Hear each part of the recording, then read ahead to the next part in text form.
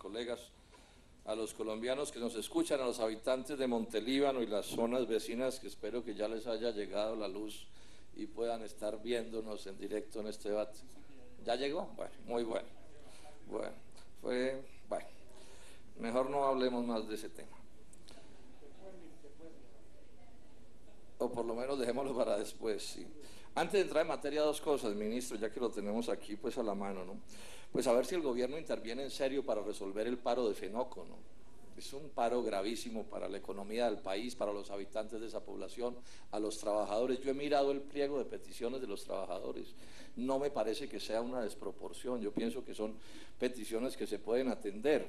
Me preocupa además que Drummond esté organizando las cosas para hacer una especie de suspensión de labores que dejaría también sin trabajo a todos los trabajadores de Drummond, o sea, agrandar esto en proporciones inmensas.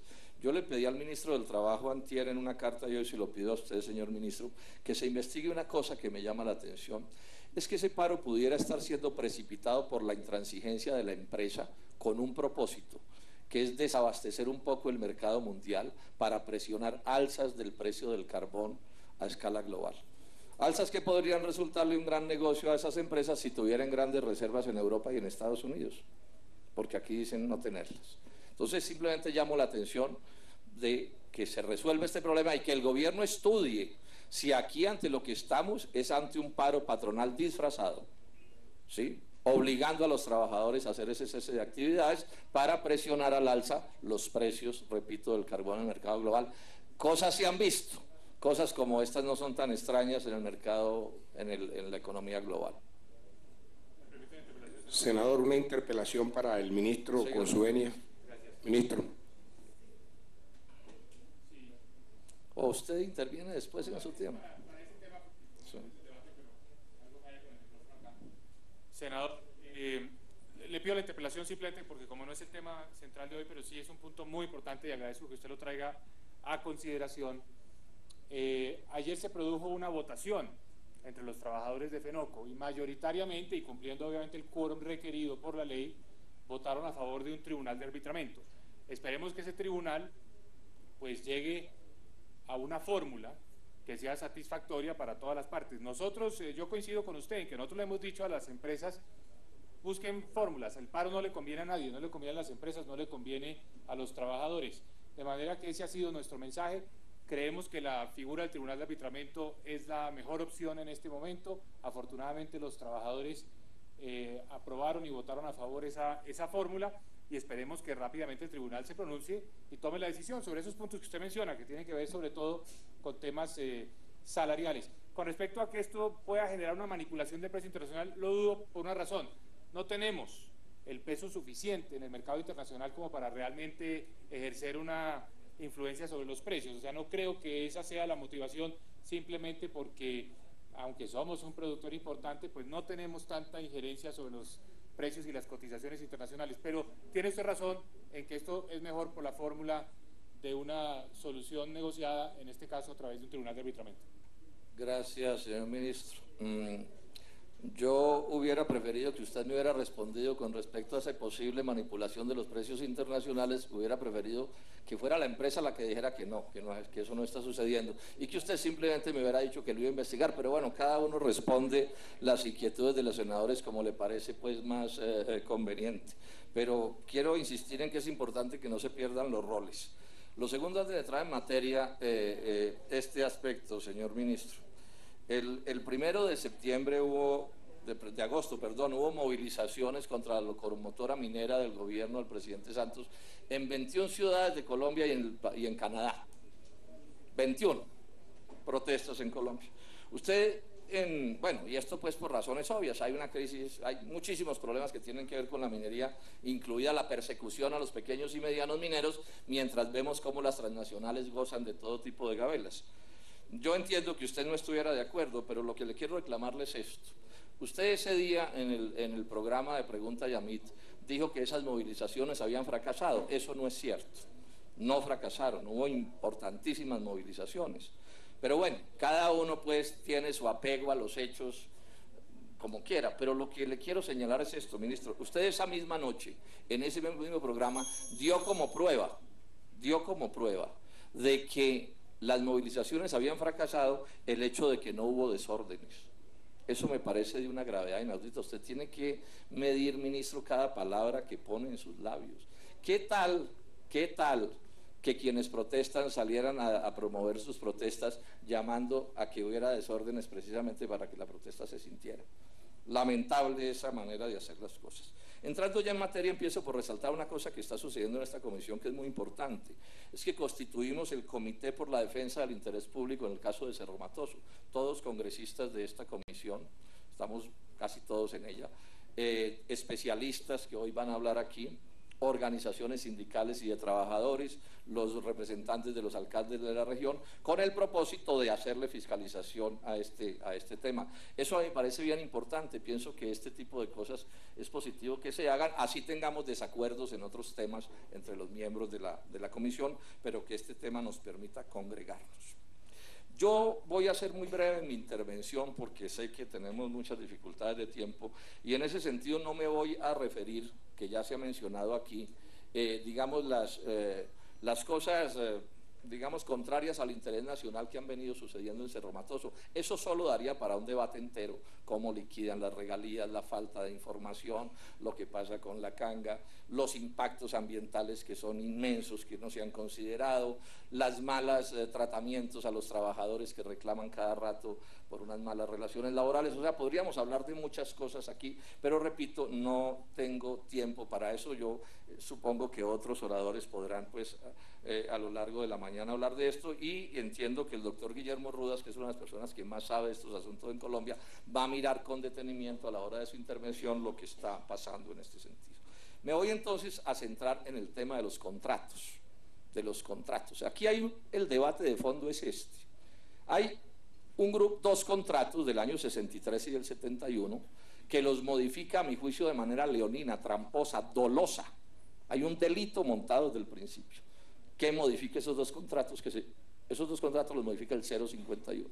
La discusión que hoy tenemos en Colombia es ¿cuál? Cerro Matoso, por razones obvias, dice que hay que cumplir así se muera el que se muera el 051, pero ¿cómo no? Si fue maravilloso lo que lograron hacer. Muchos otros tenemos la duda o no aceptamos esa tesis. Y lo grave es que el gobierno, ya lo señaló aquí el representante Barguil, ya se casó con la idea de que hay que cumplirle a Cerro Matoso, a Billington. Digamos, además, aquí este no es un debate ni con Cerro Matoso, es con BHP Billington en persona, que además es socia del Cerrejón también, ¿sí? Entonces, este es el punto sobre el cual yo me quiero detener. ¿Cómo fue que se hizo todo esto? Porque en última, si el 051 se cumple, la nación será tumbada inexorablemente. Si el 051 no se cumple, que yo pienso que no se debe cumplir, se le puede declarar la caducidad a ese contrato, por lo menos en los aspectos que tienen que ver particularmente con los dos otros contratos que está afectando.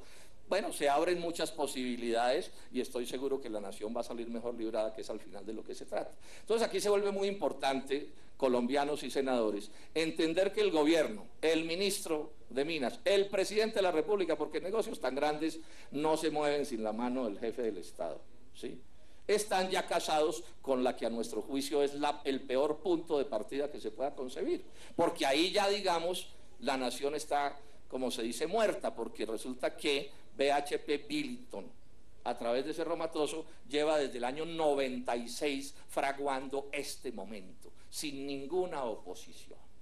Han ido en coche, montando una cosa, montando otra, y ya les llegó la hora, ¿cierto?, de cobrar la presa. ¿Cuál es la historia de esto?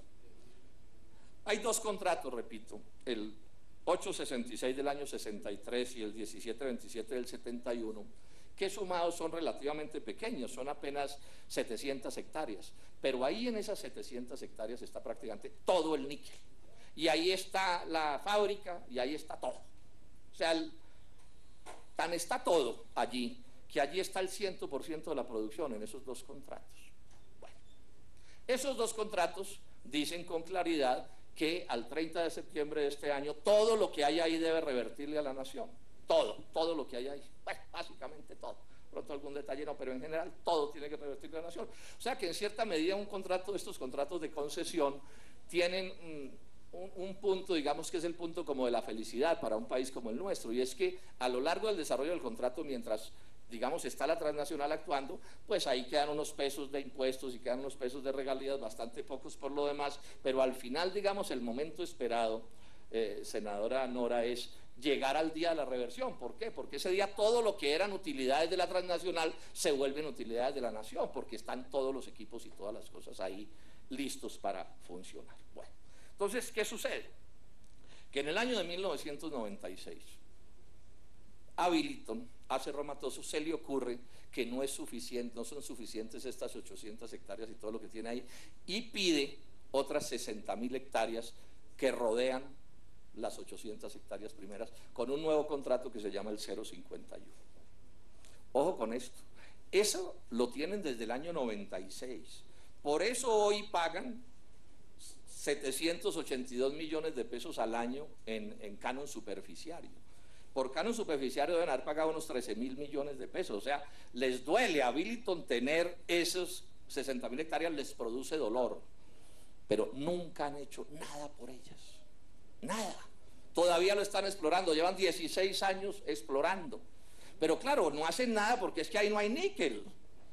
En el total del níquel de esos 3 contratos, los 2 primeros tienen el 96% de las reservas, ministro, y el tercer contrato, el 051, solo tiene el 4% de las reservas.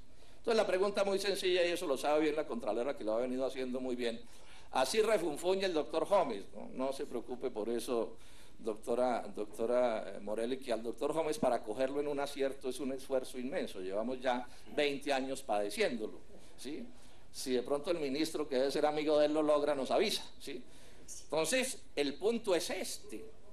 Esto empieza con una jugada, a mi juicio, dolosa. Esto está calculado. ¿Para qué sirve el 051? Ahorita lo vamos a mirar, pero adelantémoslo desde ya. ¿Para qué sirve el 051? Para cambiar ilegalmente los 2 contratos anteriores. Ese es todo el truco que estamos develando en este debate. Repito, le meten plata en grande a ese contrato que no les sirve para nada porque fue la llave con la cual violentaron los 2 contratos iniciales. ¿De cuánta plata estamos hablando? Esto es muy importante que los colombianos lo sepan. Los activos generales, según pues las publicaciones de la empresa, valen 2.41 billones de pesos. Repito, ahí hay algunos pesos que de pronto no tienen que revertir, pero en general estamos hablando de una plata muy grande. El propio gobierno habla de que valen por lo menos 1.33 billones de pesos, o sea, lo que le debe revertir a la nación, es una plata grande. Ahora, volvamos a esas utilidades. ¿A cuánta plata es a la que le estamos tirando, como se dice coloquialmente? Pues bueno, en los últimos 7 años, el promedio de utilidades de Cerro Matoso reconocido en los libros es de 350.000 millones de pesos al año. Todos sabemos que lo normal es que estas empresas oculten, señor director de la DIAN, una parte importante de sus utilidades, pero bueno, dejémoslo en 350.000 millones de pesos. Alguien me podrá decir, no, pero es que hubo un año en que las utilidades fueron muy grandes y eso hacía típica la serie. Bueno, bajémoslo de ahí, 245.000 millones de pesos al año. Inclusive cojamos el último año que no fue tan bueno, ministro, y estamos hablando de 204.000 millones de pesos al año. O sea, si la reversión se hiciera, senadores y colombianos, el gobierno colombiano en los próximos 12 meses, por la operación de esa mina, después de regalías y después de impuestos, le deberían entrar 204.000 millones de pesos pulpitos. Yo creo que son más, porque es obvio que el día en que el Estado le entre a los libros de Cerro Matoso, pues va a descubrir pues más de una verdad pues que allí está paisajeada en la contabilidad, porque sabemos que esas son prácticas normales. Yo diría que es difícil encontrar una empresa en el mundo que en las cuentas públicas consigne, señor ministro, todas sus utilidades, porque hay muchas maneras de manejar estas cosas. Bueno, ese es, digamos, el tesoro que nos estamos disputando. Si eso revertiera a la nación colombiana, este país tendría 200.000 millones de pesos más entre el bolsillo. Una mina, hoy Billiton está pidiendo que se la dejen hasta el 2044, o sea que tenemos reservas por lo menos del 2012 al 2044, yo creo que podría ir más allá. Una mina que ya ha superado todos sus momentos, digamos, de arrancar, de complejidades tecnológicas, de mercados, etcétera, digamos, a eso está todo pulpito, ese es un negocio, digamos, por completo pulpo. Ahora, ¿cuál es el lío? El lío es que el gobierno quiere seguir, como yo ya dije aquí, quiere seguir con el contrato. Quiere reconocerle a Cerro Matoso el 0,51. Y lo que estamos cuestionando los demás, que estamos cuestionando esto, es que eso no se debe aceptar. Ahora, ¿por qué decimos que no se debe aceptar? La explicación es bien obvia. ¿Qué dice? Esto ya se mencionó, pero lo quiero reiterar. El 0,51, ¿qué dice? 0,51 dice, son muy astutos, realmente lástima que esos abogados, que deben ser buena parte de ellos criollos, en vez de pensar por el país, piensan contra el país, ¿no? ¿Qué dice el 0,51? Dice, en septiembre del 2012 todo eso debe revertirle a la nación, que es lo que dicen los contratos. Pero además dice, pero eso sí, queda obligada a la nación para alquilarle todos esos equipos de la reversión y todo a Cerro Matoso, o sea, Billington, por una suma determinada.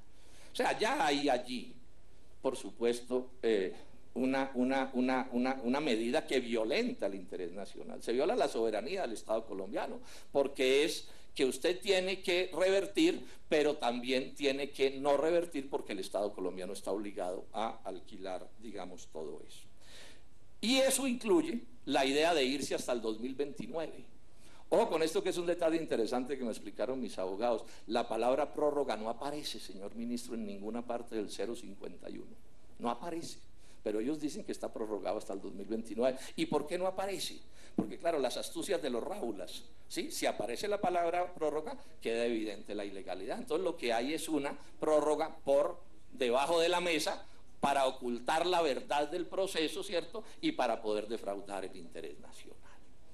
Bueno, esta es la primera, llamémosla con amabilidad pilatuna, acto doloso de Billington, Cerro Matoso, que por supuesto no se puede hacer sin complicidad en los funcionarios del Estado. Aquí digamos eso de una vez con nombre propio. El ministro de Minas de ese entonces se llama el señor Rodrigo Villamizar Álvar González, hoy muy reputado ciudadano norteamericano, ¿cierto? El famoso, uno de los famosos del miti-miti que llamaron en esos días. Esos funcionarios que hicieron eso ya están escapados de la acción de la ley, porque todos estos son procesos que han prescrito. Lo que habría que preguntarse desde ya, y le hago la pregunta a la gente de Billington que está aquí, es si Billington va a investigar a su gente. Es decir, ¿van a investigar a las gentes de Cerro Matoso que hicieron este contrato? ¿O lo van a validar? O sea, la Junta Mundial de Billington respalda esto que están haciendo en Colombia. La Junta Directiva de Cerro Matoso de hoy respalda esto que hicieron en Colombia en el 96. El presidente de la empresa respalda lo que hicieron en el 96. ¿Les parece que esa es manera de hacer negocios con un país que les abrió las puertas y los ha enriquecido a reventar? Porque, ojo, miren lo que sigue, ciudadanos. ¿Saben en cuánto hay que alquilarles? Ya se dijo aquí, pero estoy reiterando. ¿En cuánto hay que alquilarles todo ese Potosí que hay allí a la gente de Billington? En una suma que equivale al 1.25% de las utilidades de la empresa después de impuestos. Después de impuestos. 1.25% de las utilidades de la empresa después de impuestos. Mire, les doy el dato, y ya lo citó en algún medio el doctor Guillermo Rudas. Si se hace con las cuentas de las utilidades del año pasado, y repito, si hacemos promedios es mucho más alto. Si se hace con las utilidades del año pasado, las utilidades fueron de 204.000 millones de pesos. O sea que habría que alquilarles ese Potosí por 1.700 millones de pesos al año. Al año. Eso equivale a como si uno tuviera un apartamento que le costara 1.400 millones de pesos y lo alquilara a 140.000 pesos mensuales. Más o menos, del orden de 100.000 pesos mensuales. Un apartamento de 1.500 millones alquilado del orden de 100.000 pesos mensuales. Es el equivalente del negocio que estamos haciendo. Pero con una advertencia, ya lo han dicho todos los analistas, pueden no pagar nada. Es más, algunos de los analistas dicen que hay una cláusula montada para que puedan decir que no hubo utilidades y entonces no pagarían nada.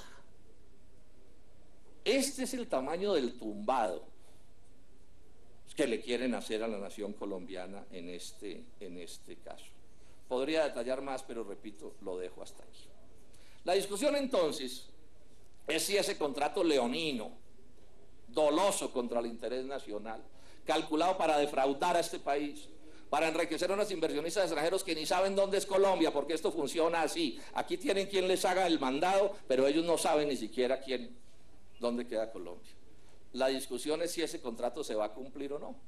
Ya ha salido el doctor Escobar, el vocero de la empresa, a decir que ese contrato hay que cumplirlo, y ya el ministro dijo que el contrato hay que cumplirlo, porque dicen es legal. Entonces aquí empieza una discusión que es clave, que es una discusión si es legal o no es legal el contrato. El Código de Minas del año 88 con toda claridad decía, la duración de los contratos de concesión será de 30 años, y había que aplicársela a eso. No se podía prorrogar de ninguna manera ese contrato.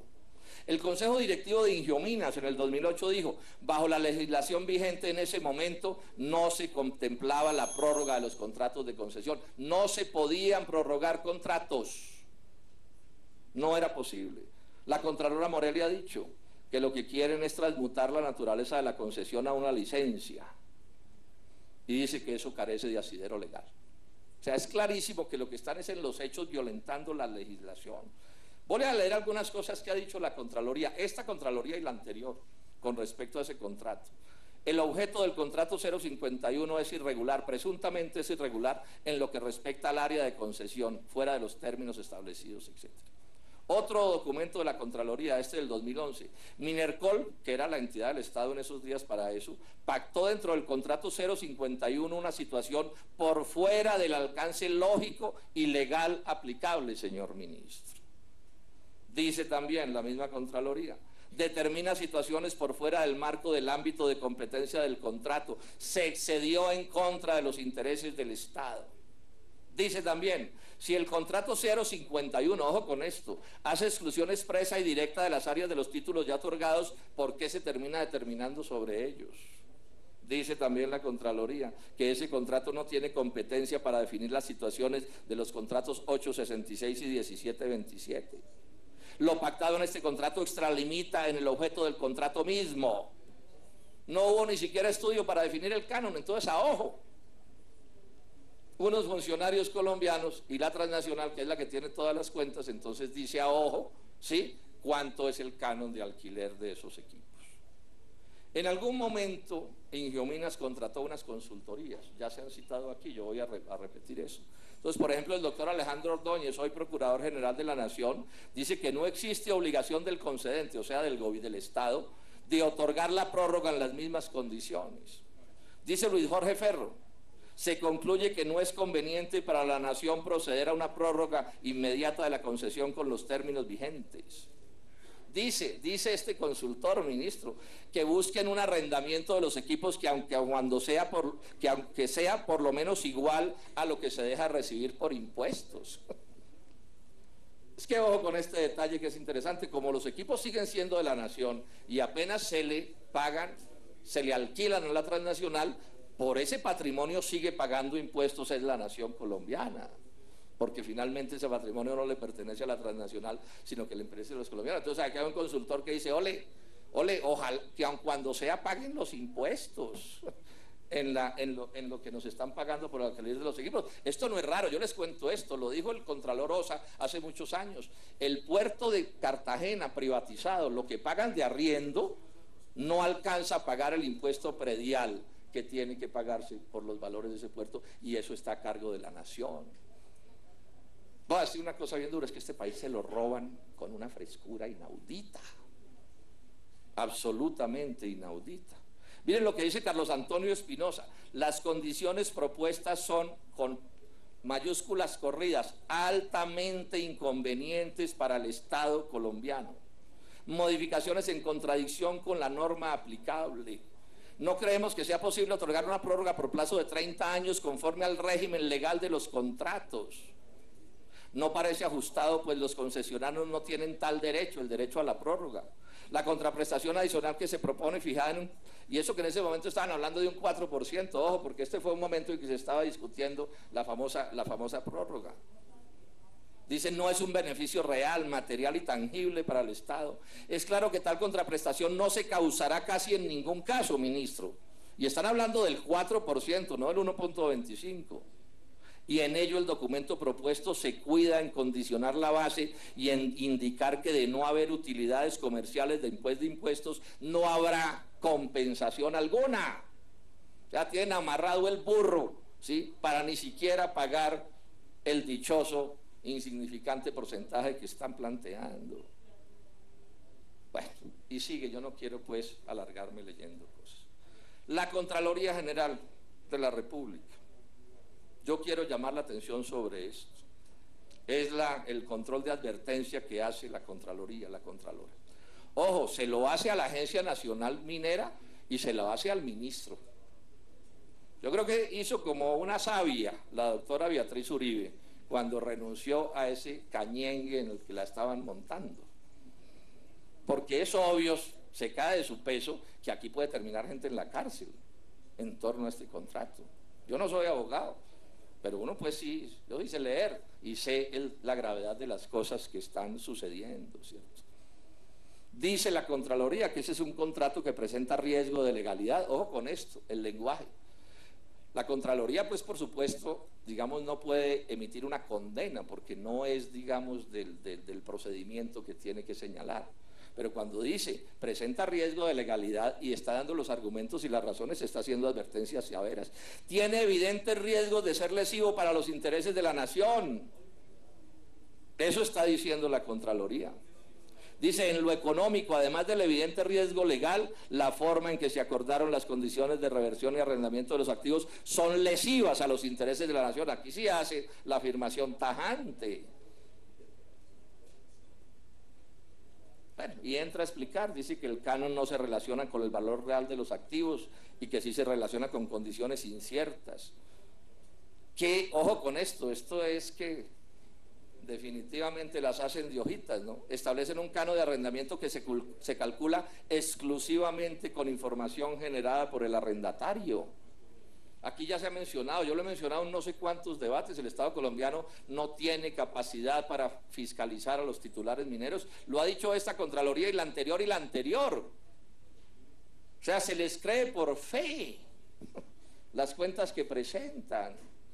La DIAN no ha sido capaz de ponerlos en cintura tampoco, se nos perdió el director de la DIAN, pero también ha dicho y ha planteado cosas que en esta comisión se han leído, llamándole la atención al país de los horrores que vienen sucediendo en los negocios de la gran minería y cómo hay un mar de corrupción en estos negocios de la gran minería transnacional. Y entonces también les dice una cosa que es obvia: el ministro, señor ministro, tiene que verificar el cumplimiento de esos contratos hasta ahora, aún si fuera posible la reversión, que no se puede. Lo mínimo que tendría que hacer usted es revisar si es verdad que están cumpliendo, y no están cumpliendo. Se puede demostrar que no están cumpliendo. Bueno, y así podríamos seguir con esto. Yo lo he mencionado, pero lo quiero remachar. ¿Por qué el contrato 051? ¿Cómo se explica que un engendro como estos nos tenga ocupados en esta comisión? Es obvio que sale porque le interesaba a Billiton. O sea, Billiton está al borde de coronar este horror del 051, quedándose con esa mina hasta el 2029, y le está montando una especie de presión al gobierno nacional para que se vaya hasta el 2044.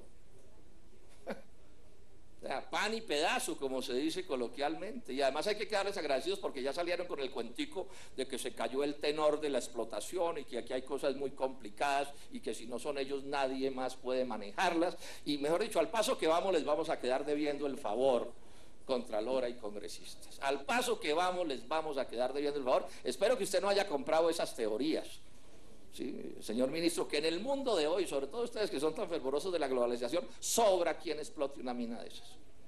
O sea, ahí tampoco misterio tiene que el señor jefe de esa mina, el doctor Escobar, entiendo que es nativo de Andes, Antioquia, ¿sí? Entonces fíjese que son ciudadanos comunes y corrientes los que trabajan para esa transnacional aquí. El doctor Jiménez de Ladrumos también es nativo de estas tierras. El doctor Junguito de Cerro Matoso es otro criollo, del Cerrejón, perdón. Entonces tampoco nos echen en el cuento de que es que vinieron a salvarnos pues del guayuco, es cierto, y la barbarie, los inversionistas extranjeros. Y además otra cosa, ministro, que usted sabe mejor que yo, lo que sobra en el mundo es la plata.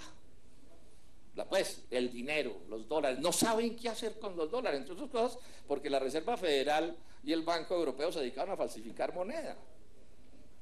Mientras a nosotros un dólar nos cuesta $1 de sufrimientos, a ellos les vale lo que les vale el papel y la tinta.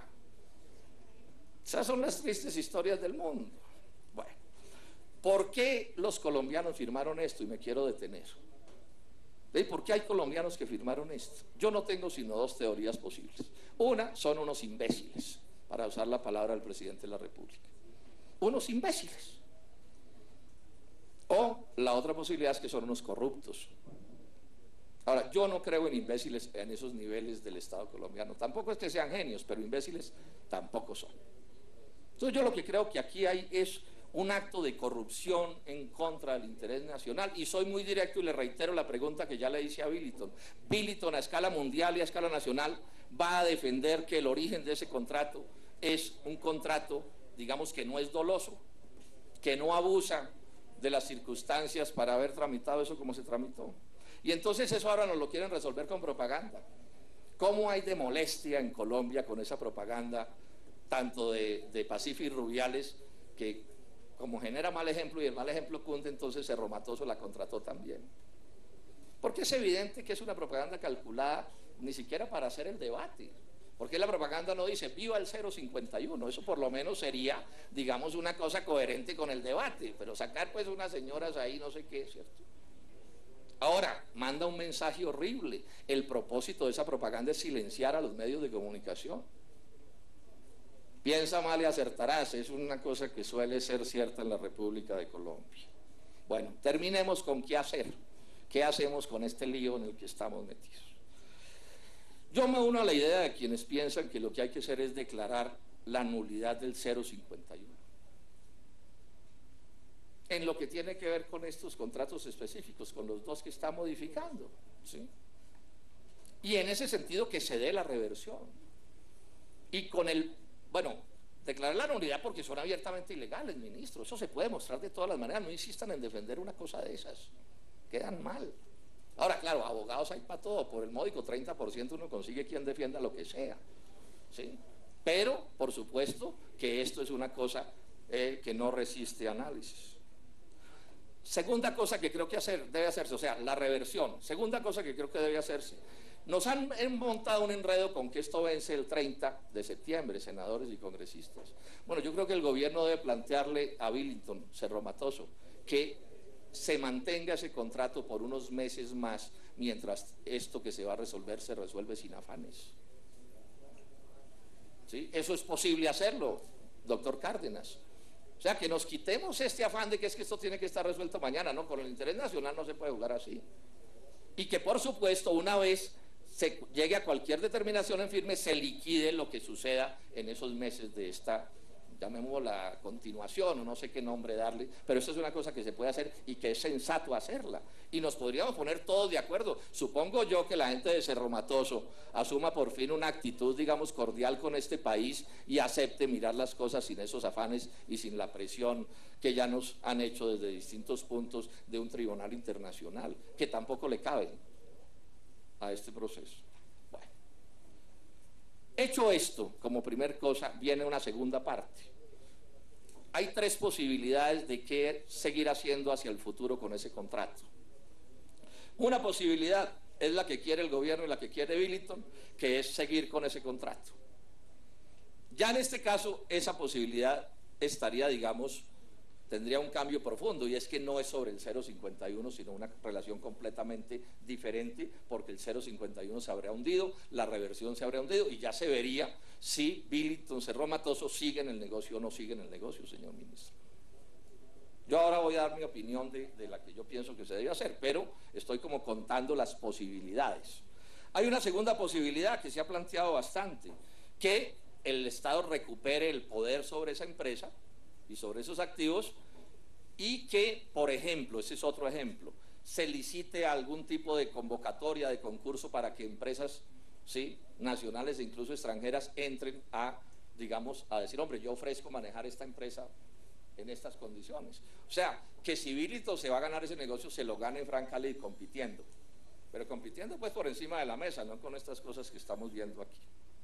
Bueno, en otro país le prohibirían a Billiton participar, porque después de todo lo que ha hecho, alguna sanción moral debería tener.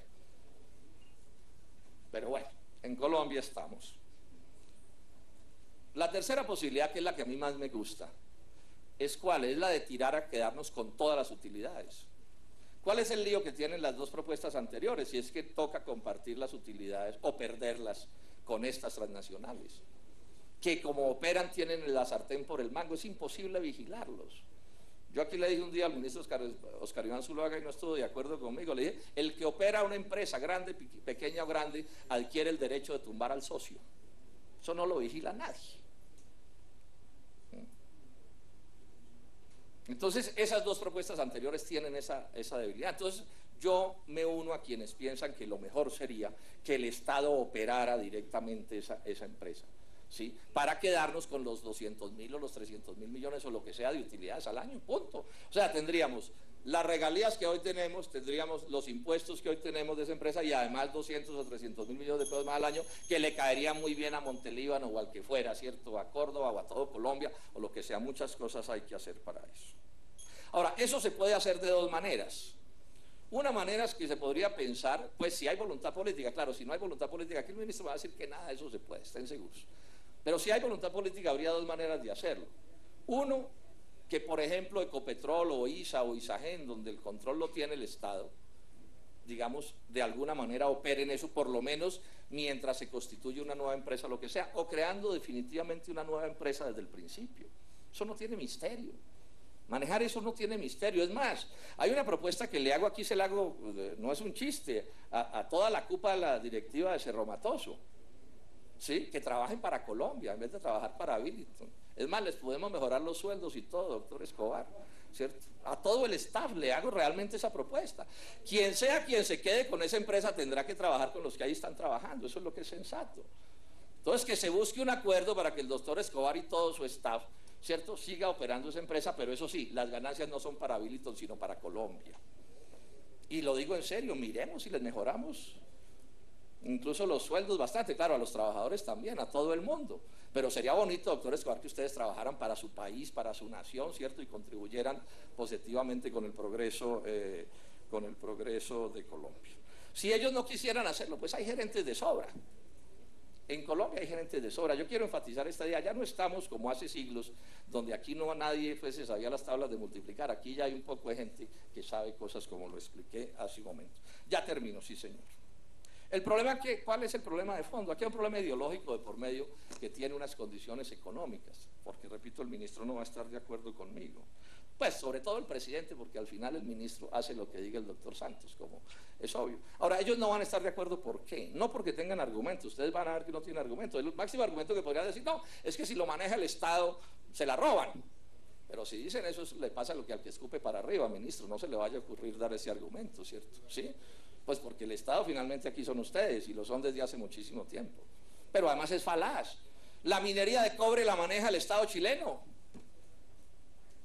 Y aquí ya hemos dado otros ejemplos. ¿Cuál es el problema de fondo? Es que detrás de esto está el gran poder a través del cual las transnacionales y los grandes imperios manejan el mundo.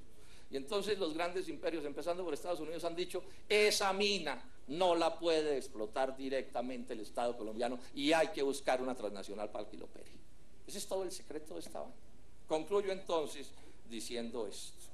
Yo creo que este es un caso de esos bonitos que no se presenta todas las veces. Ayer se nos presentó en el caso del café. Les cuento que en ese gran acto que hicimos cafetero en Manizales hubo 7 congresistas que no eran del polo. O sea, los medios algo se detuvieron en mí, ¿cierto? Que yo jugué un papel en eso, lo he jugado, la lucha cafetera está toda la vida, pero había congresistas de todos los partidos. Algo parecido estamos haciendo aquí en la Comisión Quinta, con congresistas de todos los partidos, y lo podemos ampliar más para buscarle a esto una solución. Yo no quiero ser dogmático en lo que yo señalo de que creo que debe revertir. Bueno, esto es un problema con cifras en la mano. ¿Cuál es la otra opción? Bueno, hagamos análisis y terminemos llegando a una conclusión, pero no descartemos eso. Entonces yo llamaría convergencia nacional en unas cuantas ideas. Convergencia nacional en unas cuantas ideas. Caducidad del contrato 051. Ganar un tiempo, ¿cierto?, que nos permita mirar con más despacio y que más especialistas actúen y más cuentas se hagan. Y buscar salidas, que ya he mencionado cuáles pueden ser. Ahora, ¿esto de qué va a depender? va a depender de que el país se movilice. Cuando hablo de movilizarse digo en el sentido democrático, esto que estamos haciendo aquí es movilizar, ¿no es cierto?